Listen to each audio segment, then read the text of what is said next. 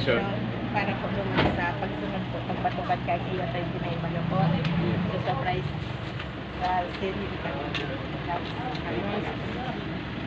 So, base po kaya po sa Samoyan ang benson.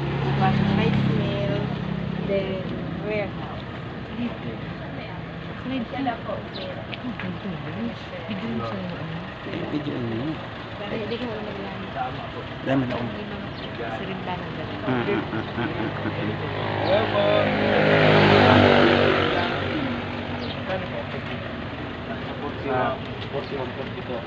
Ang regular meal price. Yung well meal price.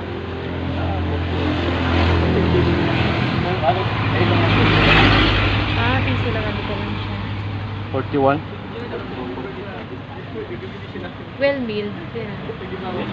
Well meal 41. Ang Regular regular meal. 40. 42 ang Ayun lang sa duwa. Sa plastic lang ng bigas. Ang regular, pero po, 42 41 ang regular.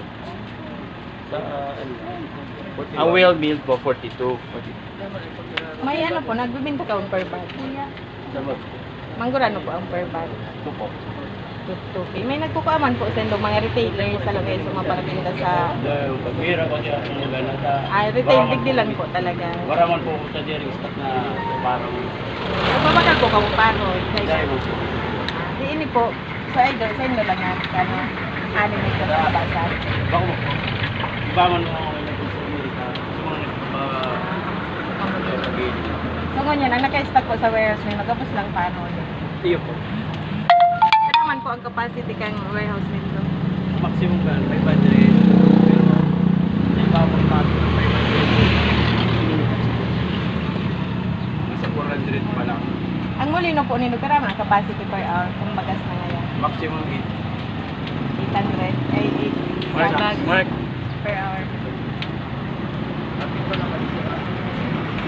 So, yun man lang po, sir. Thank you so much po. Ayun yan. expire na po sa ano, dahil pa nakaano to. Namuhay pa po sino pa.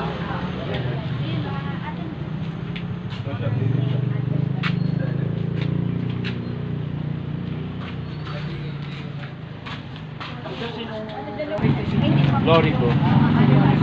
Si Lori ko.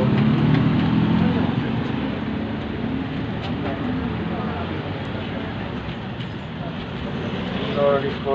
Anong first name? Rogelio.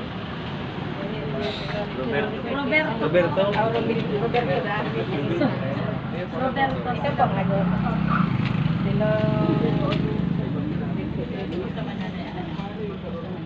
Ano po ang pinaka-business name po ng rice mill? Kanina po Rice Mill. Si Lorico Rice Mill. Registered ka mo ma'am sa DTI? Sa DTI, iyo po. Di pa man expired? Bago lang po. Kakaano lang niyo po. Kaka-renew. Kaka-apply niyo. Nabisita na ka mo ka DTI rin? Sabay ito, inspector. Ano no?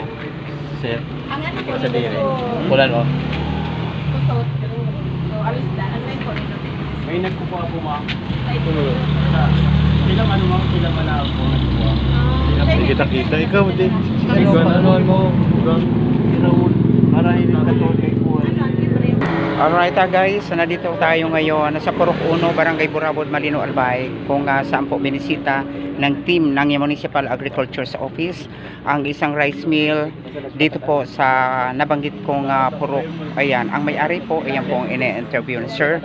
Si Mr. Sil Lorico po ang nagmamay-ari ng rice mill or gilingan dito sa Purok 1, Barangay Burabod, Malino, Albay. Ito po nakita natin, live po itong mga kasama natin sa team. Ayan.